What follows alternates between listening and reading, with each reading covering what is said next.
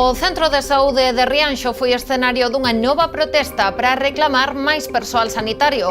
Tan só conta con 4 médicos dos 8 asignados. Que tal? Moi boa noite. De seguido profundamos na situación na que está este Centro de Saúde de Rianxo, pero antes titulares.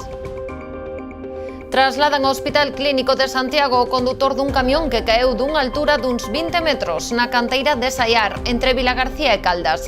Estaba a realizar tarefas de movemento de terra e pedras. O Servizo de Socorristas de Sanxenxo realizou máis de 17.000 intervencións nas praias do municipio durante os meses de xuño, xullo e agosto. Iso sí, non se rexistraron incidencias graves. O Concello de Vilagarcía realizou máis de 80 obras de posta a punto nos centros escolares do municipio.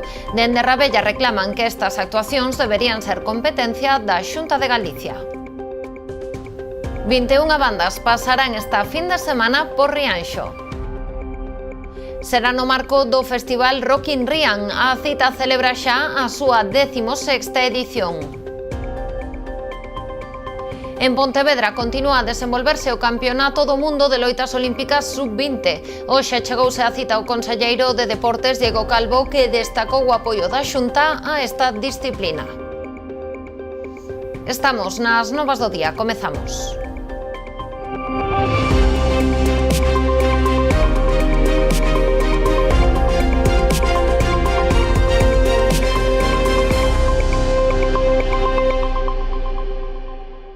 Este mediodía rexistrouse un grave accidente na canteira de Saiar no Monte Xiabre, no límite entre os concellos de Vilagarcía e Caldas. Un home resultou ferido despois de que o camión que conducía caera dunha altura duns 20 metros. Segundo explicaron fontes do Servizo de Emerxencias de Vilagarcía que participaron no rescate, o vehículo de gran tonelaxe estaba a realizar tarefas de movemento de terra e pedras cando se precipitou ata a parte baixa da canteira. A chegada dos efectivos, o home estaba xa fora do camión, polo que creen que puido sair despedido durante a caída. O condutor foi mobilizado no punto e trasladado ao Hospital Clínico de Santiago pola ambulancia medicalizada do 061. Ademais dos sanitarios e das dúas dotacións do Servizo de Emerxencias de Vilagarcía, ata o punto desprazáronse efectivos da Garda Civil, da Policía Local de Caldas e de Protección Civil de Portas e de Cuntis. Os socorristas de Sanxenxo contabilizaron 17.100 intervencións nas praias do municipio durante os meses de xuño, xullo e agosto. Foi este último mes de máis actividade, superando as 8.800. Así as cousas, dende o Concello explican que non se rexistraron incidencias graves. O maior número de intervencións foron en terra, con case 1.600 feridas e 1.400 picaduras de faneca. Os avisos sobre incumprimentos da ordenanza de praias ou os avisos a bañistas concentran tamén parte do total das incidencias. O servizo realizou ademais 12 rescates acuáticos, atendeu a bañistas por danos en oídos e ollos, por picaduras de insectos e por golpes de calor. Por praias, o maior número de incidencias rexistrouse en Silgar, superando as 4.300. Séguenlle Baltar, Canelas e Montalvo. Dende o Concello de Sanxenxo recordan que os socorristas continuarán a diario nos areais de Areas, Silgar, Canelas e Montalvo ata o 15 de setembro e as fins de semana en Foxos e a Lanzada. En Pontevedra, a Policía Local detivo un condutor que se deu a fuga dun control policial. Os axentes pararon o vehículo na rúa Hortas ao advertir que non levaba posto o cinto de seguridade. Nesta situación, o home deuse a fuga en dirección á zona do Marco, conducindo ademais de xeito temerario. De feito, realizou adiantamentos en liña continua ata o cruce do Marco, onde foi detido polos axentes. Tras facerlle as probas de alcolemia, deu positivo en alcohol de 0,44 miligramos por litro de aire expirado e positivo en cocaína. Finalmente foi denunciado por circular sen cinto de seguridade, por condución temeraria e por dar positivo en consumo de alcohol e drogas.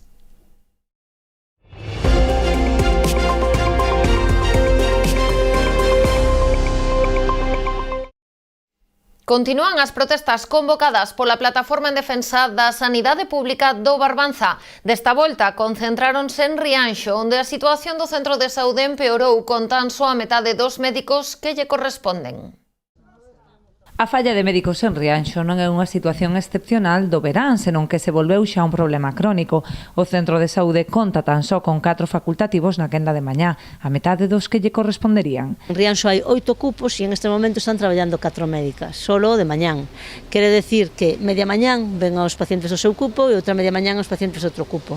Isto fai que todos os pacientes de Rianxo teñan un atraso de 2-3 semanas para ser atendidos polo médico cabeceira. Como un agravante, que isto é como van poñendo parches. Se ora en agosto teñamos o residente, ahora en setembro ven mitad dunha mañán un cupo e mitad de outro. En outubro ainda non sabemos o que vai pasar.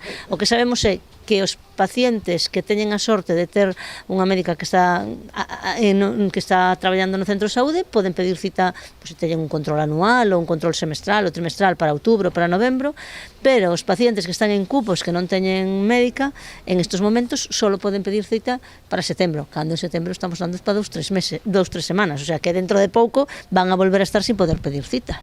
Así as cousas, o persoal entende que a principal solución para o Centro de Saúde Rianxeiro é a apertura do PAC en quenda de tarde, permitindo así recuperar as consultas en horario vespertino e desconxestionar as urxencias. Creemos que a solución do Centro de Saúde de Rianxo pasa pola ampliación do horario do PAC a partir das 3 da tarde. Con eso conseguiríamos descongestionar as consultas de tarde das urxencias. Volveríamos a ter consultas de tarde, que a día de hoxe non hai consultas de tarde no Centro de Saúde de Rianxo, solamente se atende en urxencias e hai enfermería consulta ordinaria sin médico asignado. Entonces esa situación foi durante todo o verán e a día de hoxe non temos ningún tipo de solución nin de plan para o que vai a ser o inverno, a temporada de vacuna de gripe que xa están organizando aquí ahora mismo, non sabemos como se vai a poder solventar polas tardes e insistimos en que a solución é ampliar o horario do PAC. O Colexio do Piñeiriño en Vilagarcía contará este ano cunha profesora máis e a aula de cuarto de infantil a dos cativos de 3 anos desdobrada. A Consellería de Educación trasladou esta decisión á comunidade educativa do centro. Deste xeito, a Asociación de Nais e Pais optou por desconvocar a movilización que tiñan previsto celebrar hoxe pola mañá para precisamente conseguir que a Xunta de Galicia atendera estas reivindicacións. Dende a AMPA do centro aseguran que a única aula prevista inicialmente para 3 anos estaba ao límite da súa capacidade, mesmo superándoa, xa que varios dos 20 alumnos matriculados teñen necesidades especiais. O Concello de Vilagarcía última posta a punto dos centros educativos do municipio. Dende finais do mes de xuño, traballadores municipais afánanse para realizar as intervencións precisas nas instalacións, dende solucionar humidades ata pintar e outras tarefas de mantemento. Algo que apuntan dende Rabella debería ser competencia da Consellería de Educación.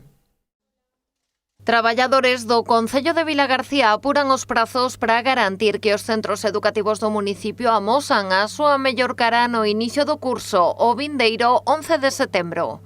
Os traballadores do Concello levan dende unha vez rematado cursos desde finais de xuño traballando nos diferentes centros de educación que hai no noso Concello en a que levan feito durante este verán, ademais de outras tarefas, as que lle corresponden en vías públicas, as que lle corresponden, por exemplo, en colaboración coas diferentes eventos que hai na nosa cidade, levan feitas máis de 80 actuacións durante este verán para o inicio do curso escolar. Un destes centros é a Escola Unitaria de Bamio. Aquí foron necesarias intervencións dirixidas a corrixir os problemas de humidades das instalacións e a renovación da pintura. Tarefas que apuntan dende Rabella deberían ser competencia da Xunta. Recordou tamén Varela outras actuacións de maior entidade realizadas polo Concello nos últimos anos, como a construción do ximnasio do Colexio de Rubiáns ou o cambio do tellado da Unitaria de Aralde. Que de unha vez por todas a Xunta de Galicia suma a súa competencia en materia de educación e todas estas obras de mantemento de centros que non son municipais, sino que son da Consellería de Educación, pois que o fagan quen ten que facelo, que a Xunta de Galicia. Que evitaríamos así? Pois que en moitas ocasións teñamos que estar discutindo entre administracións se isto é conservación ou mantenimiento ou é renovación ou inversión.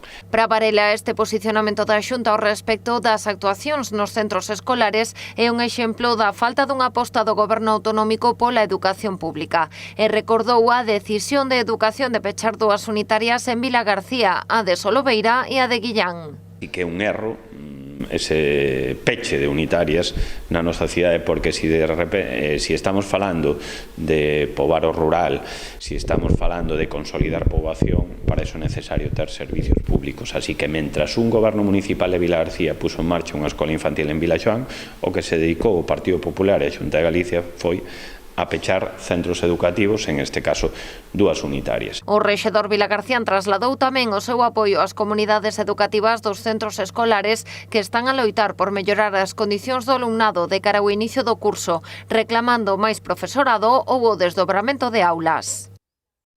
A Deputación da Coruña incrementa este ano os fondos para o Servizo de Axuda no Fogar. A partida económica pasa de 8,3 a 9,1 millóns de euros, co que os concellos de menos de 20.000 habitantes poderán financiar ata 400.000 horas do servizo. Suporá a contratación de preto de 200 profesionais. Ademais do incremento da partida económica, a Administración dotará a varios concellos de vehículos ProSAF. Entre os beneficiarios deste ano figuran Outes, Carnota e Dodro. Pontevedra solicitará ao Ministerio de Transportes a cesión dun treito da Estrada Nacional 550. En concreto, falamos do que transcorre entre o cruce coa PO 225 en San Caetano e Pasarón. Deste xeito, o Concello agarda facilitar os avances cara á construción da variante de Alba. Que cando tuvemos unha reunión coa Xunta e o Ministerio de Fomento para ver a conexión da variante de Alba na 550, de forma verbal se nos dixo que a fórmula máis acaída para facer a variante de Alba, tal e como demandaba a Xunta, que o Ministerio formalmente nos dera autorización de conexión na 550. Esa conexión na 550 é moito máis factible, entende todo o mundo, se a estrada é nosa. Son case 2,5 quilómetros de estrada e deste xeito o Concello pasaría a asumir a xestión de toda a avenida de Compostela. De non ser aceptada esta petición, o Goberno local aceptaría asumir os 400 metros que separan San Caetano e a conexión da Nacional 550 coa futura variante. A petición analizarase agora no pleno deste mes de setembro, coa intención de trasladala o antes posible ao Ministerio de Transportes. Facemos unha pequena pausa para a publicidade e voltamos de contado.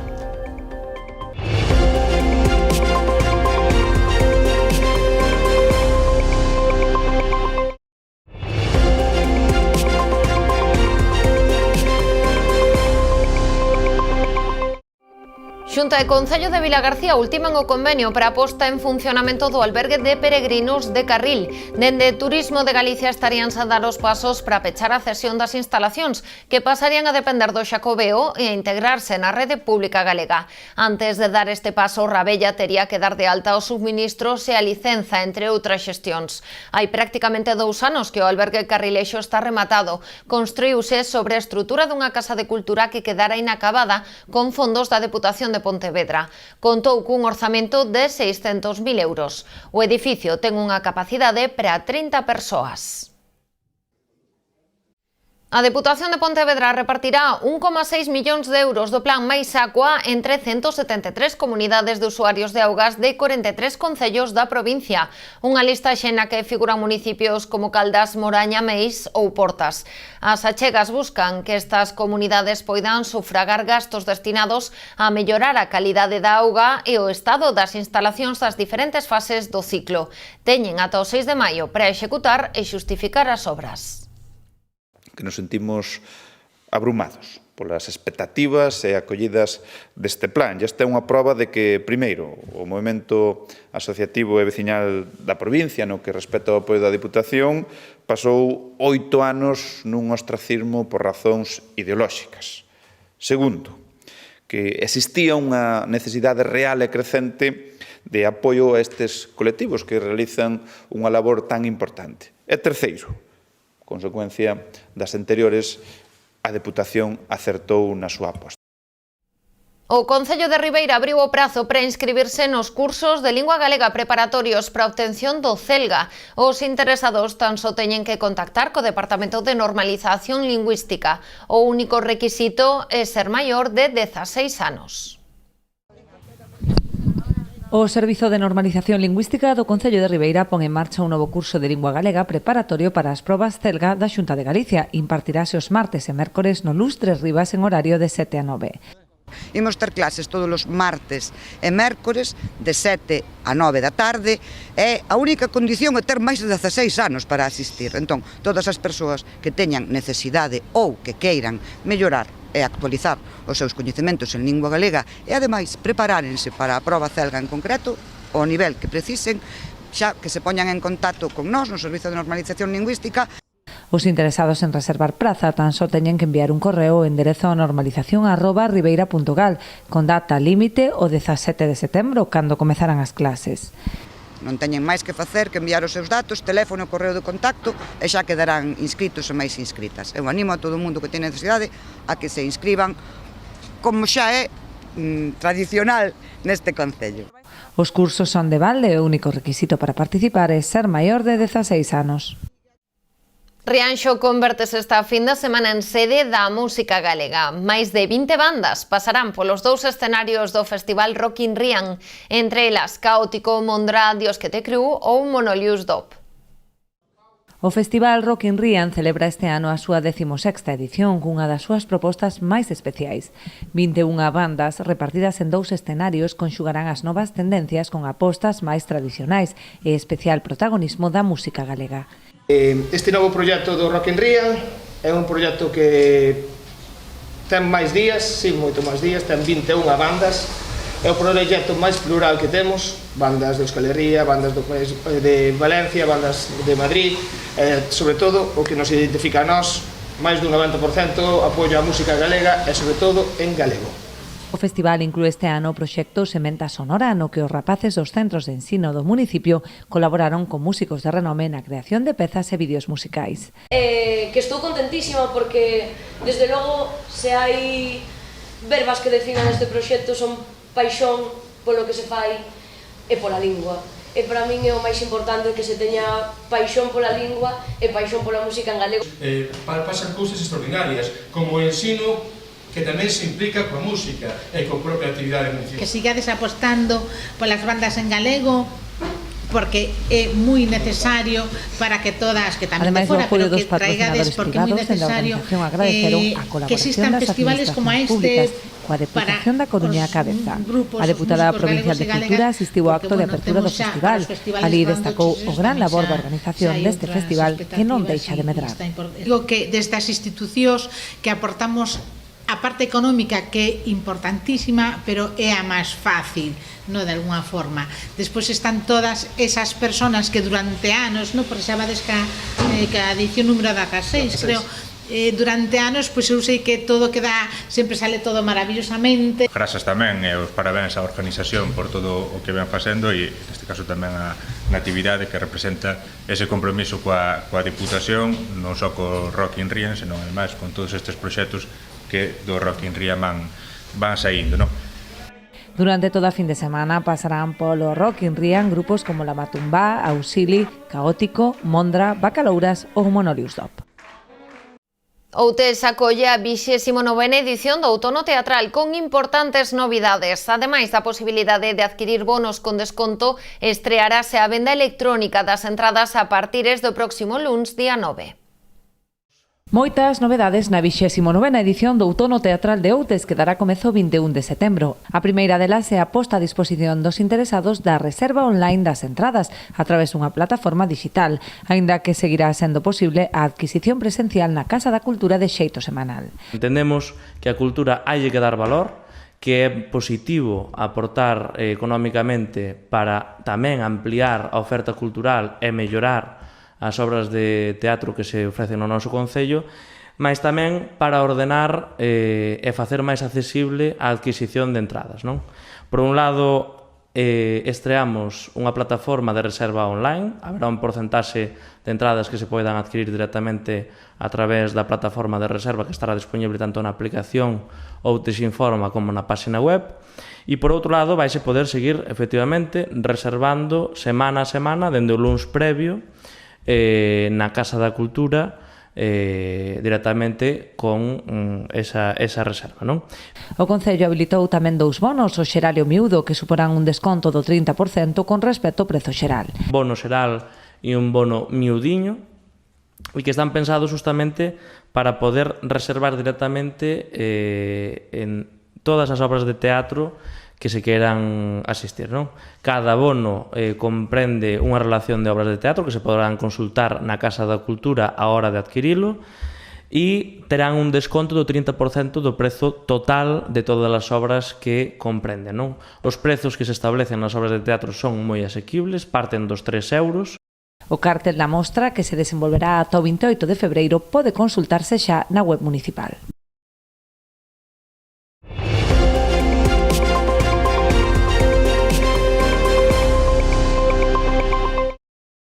En Pontevedra continúa a desenvolverse o Campeonato do Mundo de Loitas Olímpicas Sub-20 con epicentro no pabillón municipal dos Deportes. Hoxe chegouse a cita o conselleiro de Deportes, Diego Calvo.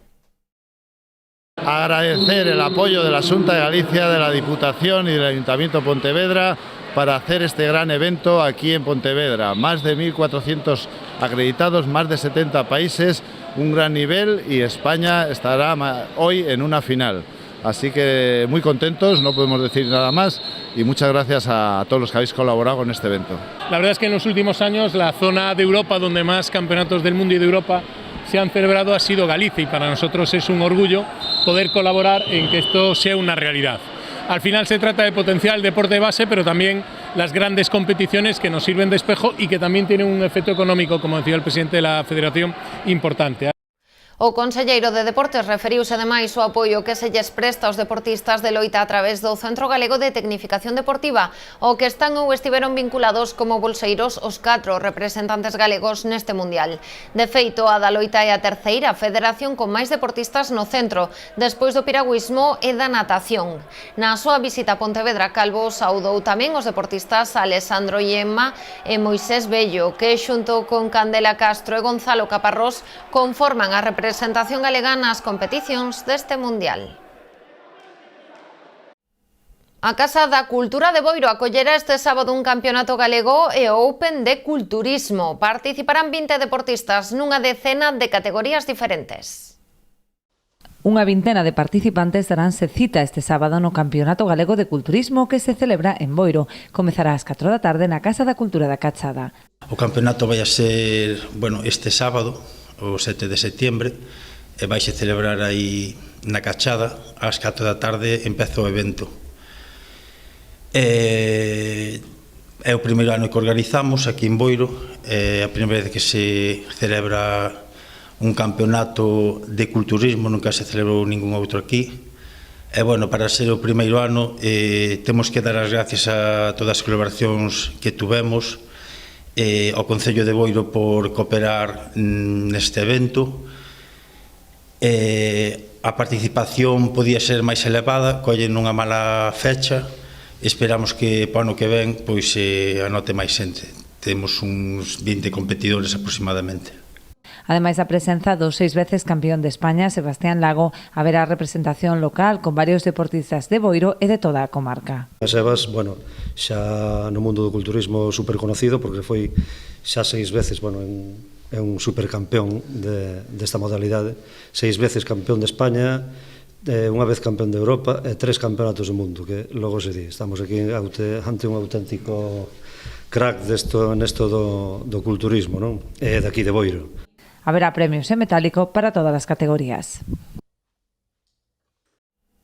A Casa da Cultura de Boiro acollera este sábado un campeonato galego e o Open de Culturismo. Participarán 20 deportistas nunha decena de categorías diferentes.